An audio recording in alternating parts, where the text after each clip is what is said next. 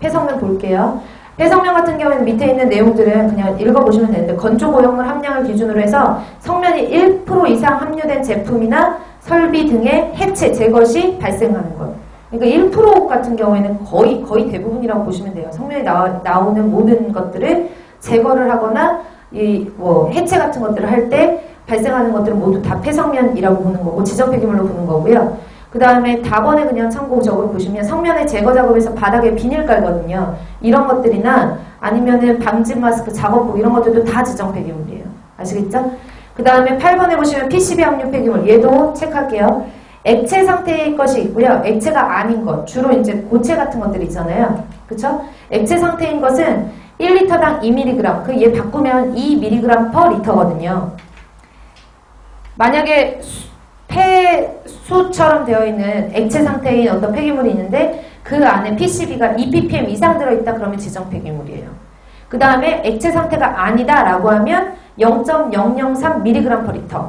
용출액이라고 나왔잖아요. 사실은 액체 상태이다 라고 하면 액체 상태 안에는 도대체 1리터당 몇 mg이 있는지가 측정이 가능한데 액체 상태가 아니라 예를 들어 어떤 폐기물이 왔는데 여기 안에 PCB가 얼마큼 들어갔는지 알려면 얘네들을 다 부셔가지고 얘네들을 어떤 녹일 수 있는 유기용제나 아니면 녹일 수 있는 용제에다 섞어서 얘네가 물에 얼만큼 새어나오는지를 보고 그 물 속에 새어나오는 걸 용출액이라고 하는 거예요. 그래서 그 용출 실험을 했을 때 0.003mg/L 이상 함유한 것은 지정 폐기물이라고 보는 거죠. 되셨죠? 폐유독물 몇 번이에요? 09000. 의료 폐기물 몇 번이죠? 10번. 적어도 6번을 외웠잖아요. 그쵸? 폐유 6번 이렇게 외우시고 근데 이러다 헷갈려요. 폐유기용제랑. 그러니까 폐유기용제는 4번, 폐유는 6번, 성면은 7번 이런 식으로 해서 순서대로 외우시려고 하니까 더 어렵거든요. 그러니까 맞추기만 하면 되니까 뭐 폐유기용제 6번, 성면 7번, 폐유 6번, 그 다음에 폐유기용제 4번, 성면 7번 이런 식으로 계속 시간 나실 때마다 보시면 돼요. 여기까지 지정 폐기물이죠. 근데 지정 폐기물에 여기서 말하는 이 물질뿐만 아니라 뭐도 지정 폐기물에 들어간다 그랬죠? 의료 폐기물도 들어가요. 미리 죄송하다고 말씀드리고 또 외우셔야 돼요. 그래서 제가 외우라고 하는 말을 별로 좋아하진 않는데 어쨌든간 나올 수 있는 확률들이 높은 것들은 보셔야 되거든요. 한 문제라도 맞아야 되니까. 그래서 의료 폐기물도 지정 폐기물에 들어가는데 보건, 의료기관, 동물병원, 시험 검사기관 등에서 배출되는 폐기물 중에 인체 감염 등에 위해를 줄 우려가 있는 폐기물과 인체 조직 등의 적출물, 실험동물의 사체 등 보건환경보호상 특별한 관리가 필요하다고 인정되는 폐기물로서 대통령령이 정하는 폐기물을 의료 폐기물이라고 한대요. 맞죠? 여기까지. 문제는 거기 밑에 있는 박스 안에 있는 걸 외우셔야 돼요. 근데 의료 폐기물의 종류도 여러 가지잖아요. 예를 들어서 주사 바늘 있죠. 주사 바늘 있고 주사 바늘이 만약에 링거라고 하면 그런 주사 바늘 링거에게는 주사 바늘이 있고 그 주사 바늘을 끼는 이런 그 관이나 아니면은 그 병 같은 것들이 있잖아요. 주사 바늘을 제외하고 나머지를 수액 세트라고 해요. 근데 수액 세트는 수액 세트대로 성질이 다르고 같은 의료 폐기물이라고 해도 그리고 주사 바늘 같은 경우에는 아무데나 그냥 버리면은 얘네들은 손상을 줄 수 있잖아요. 바늘이나 침이나 이런 것들은. 그래서 이런 것들도 폐기물에 분류를 해놓는 거예요. 그리고 막 혈액 같은 게 묻어있다. 그러면 그 혈액으로서 감염이 될 수도 있으니까 그런 폐기물들을 분류를 해놓은 거죠. 의료 폐기물도. 그러니까 지정 폐기물에는 여러 가지 아까 전에 우리가 배웠던 특정 시설에서 배출되는 폐기물이나 부식성이 있는 폐기물, 폐산 폐유라든지 폐유기용제라든지 폐유 이런 것들이 지정 폐기물도 들어가 있고 그 안에 의료 폐기물이 들어가 있는데 의료 폐기물도 그 안에서 구분을 짓는다는 얘기예요. 그래서 제가 한꺼번에 써놨는데 밑에 보시면 크게 먼저 볼게요. 격리 의료 폐기물. 대충 감이 오시죠? 격리 의료 폐기물. 격리를 시켜놨다는 얘기는 감염 가능성이 있다라는 얘기예요. 제가 요즘 치매가 걸려요. 메르스. 그쵸? 메르스. 맞지? 메르스 막 난리 났을 때 그 음압병실인가 뭔가에 사람들 감압병실인가 거기에 넣어놓고 사람들이 거기서 쓰는 그런 그런 여러 가지 의료기구나 이런 장비 같은 것들이 바깥으로 노출되면 안 되게 했잖아요. 왜냐면 감염이 될 수 있으니까. 그런 것들은 격리 의료 폐기물이라고 보시면 돼요. 그 다음 두 번째로는 위해 의료 폐기물이 있는데 문제는 얘가 종류가 많아요. 위해 의료 폐기물은 다른 사람들한테 보건적이나 아니면 환경법상으로 환경보호상 특별한 관리가 인정되고 사용되는 폐기물 같은 거, 인체 감염을 주거나 아니면 위해를 줄 수 있는 그런 폐기물들 중에서 위해 의료 폐기물이라고 있는데 항목들 보시면 가번에 조직물류 폐기물이 있어요. 조직물류 폐기물. 그 다음에 나번에 보시면 병리계 폐기물. 병리계 폐기물, 다번에 보시면 손상성 폐기물, 라번에 보시면 생물화학 폐기물이 있고요. 마번에 보시면 혈액오염 폐기물이 있고 되셨어요? 얘네가 지금 종류들이 가부터 가나, 다라, 마 얘네가 위의 의료 폐기물이거든요. 그리고 마지막으로 일반 의료 폐기물이 있어요. 이거 되셨죠? 그래서 큼직큼직하게는 다음 중 의료 폐기물의 종류에 해당하지 않는 것은 그러면 격리 의료 폐기물, 위해 의료 폐기물, 일반 의료 폐기물 이렇게 세 가지를 보시고 그 중에서 위해 의료 폐기물 같은 경우에는 가나다라마 5가지로 구분이 지는데 첫 번째로는 조직물류 폐기물, 그쵸? 조직물류 폐기물 분류를 먼저 보시고 병리계 폐기물, 손상성 폐기물, 생물화학 폐기물, 그 다음에 혈액오염 폐기물 이렇게 5가지 종류로 나뉜다. 될까요? 분류를 먼저 하시고 이제 하나씩 볼게요. 격리의료 폐기물부터 보시면 감염병의 예방 및 관리에 관한 법률에 따라서 줄칠게요. 감염병으로부터 타인을 보호하기 위해서 격리된 사람에 대해서 의료행위에서 발생한 일체 폐기물을 다 격리의료 폐기물이라고 얘기를 하는 거고요. 두 번째로는 위해 의료 폐기물은 여러 가지로 구분해 줄 수 있다라 했는데 첫 번째로는 조직물류 폐기물이라고 있어요. 보이시죠? 조직물류 폐기물은 조직, 인체 조직, 장기 이런 데 있잖아요. 장기 적출했다 그러면 그런 거를 다 조직물류 폐기물이라고 보는 거예요. 그래서 인체 또는 동물의 조직, 장기, 기관, 신체 일부, 동물의 사체, 혈액, 고름 및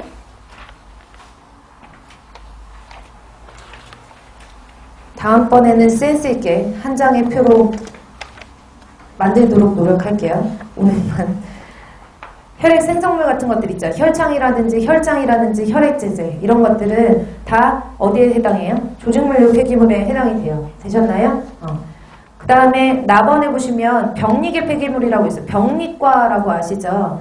병원 가면은 병리과 같은 것들은 실험하는 거잖아요. 그쵸? 그래서 이 사람이 병이 있는지 없는지 이런 것들을 여러 가지 배양을 해보고 이런 것들을 배양을 해서 양성인지 음성인지 이런 것들을 다 병리과 같은 데서 하는 거니까 병리계 폐기물은 시험이나 검사 등에 사용한 배양 액이라든지 그때 사용했던 배양 용기라든지 균 같은 것들 보관해 놓는 보관균주라든지 폐시험관이라든지 슬라이드라든지 폐배지, 폐장갑 이런 것들은 어디에 해당하냐면 병리계 폐기물, 위의 의료 폐기물 중에서 병리계 폐기물에 들어가는 거고 그 다음에 다번에 보시면 손상성 폐기물 제가 아까 말씀드렸는데 주사기에 꽂혀있는 주사 바늘은 손상성 폐기물이에요. 근데 그 나머지 주사 줄, 그쵸? 연결되어 있는 줄이라든지 이런 것들은 수액 세트라고 해가지고 손상성이 아니잖아요. 줄로 해가지고 뭐 찔리거나 이런 건 아니니까. 그래서 손상성 폐기물에는 주사 바늘, 봉합 바늘, 수술용 칼날, 한방침, 치과용 침, 파손된 유리재질의 실험기구. 유리재질도 파손되면 손상성이 있으니까 이런 것들은 손상성 폐기물이라고 봐요. 됐죠? 근데 밑에 보시면 라번에 생물화학 폐기물이라고 있을 거예요. 생물화학이니까 보통 폐백신, 백신 같은 것들 버려지는 거 있죠. 항암제 같은 것들, 폐항암제, 폐화학치료제. 그러니까 화학치료 약품 같은 경우에는 거의 생물화학 폐기물이고요. 백신 같은 경우에는 보통 살아있는 균 같은 것들을 넣어주는 거잖아요. 그쵸? 그러니까 이 버려지는 균 같은 경우도 생물적 폐기물이고 화학약품 같은 경우 화학적 폐기물이니까 이런 것들도 의료 폐기물 안에 들어가고 위의 의료 폐기물 안에 생물화학 폐기물에 들어간다는 얘기죠. 분류 기준이 조금 까다롭긴 하지만 그 다음에 마번에 보시면 혈액오염 폐기물이라고 해서 폐혈액백 있죠. 그러니까 피 수혈하고 그 남아있는 백 아니면 혈액 투석할 때 사용한 폐기물이나 그 밖에 혈액이 유출될 정도로 포함되어 있어서 유출될 정도는 피가 이거 뚝뚝뚝 떨어질 정도로 그런 특별한 관리가 필요한 폐기물을 혈액오염 폐기물이라고 얘기를 한대요. 됐나요? 그래서 혈액오염 폐기물, 그러니까 우리가 뭐라 그러지? 솜으로 주사 맞고 하면 이렇게 닦잖아요. 근데 닦는 거는 피가 질질질 흘릴 만큼은 나오진 않잖아요. 그러니까 찔끔 물고 맞잖아요. 얘는 일반 의료 폐기물이에요. 근데 혈액백처럼 혈액이 이제 조금씩 흘릴 가능성이 있는 것들은 혈액오염 폐기물이 들어가는 거죠. 됐죠? 그 다음에 여기까지가 위의 의료 폐기물이었고 그 다음에 세 번째로 일반 의료 폐기물 보시면 혈액이나 체액이나 분비물이나 배설물 같은 것들이 함유되어 있는 탈지면 금방 말씀드렸죠? 붕대, 거즈, 일회용 기저귀, 승리대, 일회용 주사기, 수액 세트 줄 쳐놓을게요. 일회용 주사기라고 했으니까 주사기는 아까 손상성 아니에요. 근데 주사기, 바늘 말고 주사기 있잖아요. 플라스틱 주사기. 이거는 일반 의료 폐기물. 주사 바늘은 손상성 폐기물. 정확하게 말하면 주사기는 일반 의료 폐기물을 말하는 거고 주사기 자체는 위의 의료 폐기물을 말하는 거죠. 그쵸?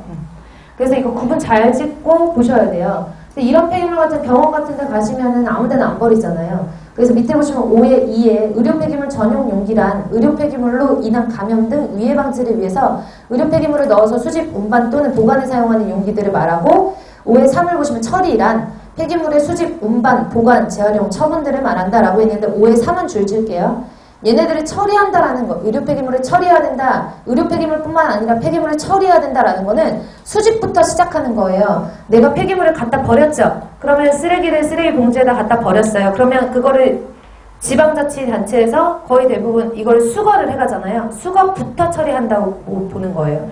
그래서 수거를 하고 운반을 하고 보관을 하고 재활용을 하고 처분은 마지막으로 매립하는 걸 주로 처분이라고 얘기를 하거든요. 해양 매립을 하거나 땅에다 매립을 하거나. 그래서 밑에 보시면은 처분이라고 나와 있는데 제가 이제 아까 전에 교재랑 달라진 부분이 있다라고 했잖아요. 예전에는 옆에 6번 보시면 폐기물을 소각하거나 중화하거나 타쇄하거나 고형화하거나 이런 중간 처분과 이건 중간 처리예요. 왜냐하면 고형화를 하더라도 마지막에 땅에 묻어야 끝나는 거니까. 그쵸? 그래서 고형화 등의 중간 처분과 매립하거나 해역으로 배출하는 등의 최종 처분들을 얘네들을 원래는 예전에는 처리라고 했었어요. 근데 이 처분으로 바뀌었거든요. 그래서 처분이라는 것은 폐기물의 소각, 중화, 파쇄, 고형화 등의 중간 처분과 매립하거나 해역으로 배출하는 최종 처분을 다 처분이라고 얘기를 한다라고 보시면 되고요. 의료 폐기물 이제 끝나고 이제 본문으로 들어온 거예요. 폐기물 관리법으로. 7번에 보시면 재활용이라고 하는 것은 다음 과목의 어느 하나에 해당하는 활동을 말한다. 가번에 보시면 재사용, 재이용하거나 재사용, 재이용하거나 재사용, 재이용할 수 있게 상태로 만드는 활동은 다 재활용이라고 얘기를 한대요. 법적으로는. 근데 사실상 재이용과 재활용의 의미는 틀려요. 일반적으로 사용하는 의미는. 폐기물로부터 에너지법에 따라서 에너지를 회수하거나 회수할 수 있는 상태로 만들거나 폐기물을 연료로 사용하는 활동을 재활용이라고도 얘기를 한다라고 하거든요.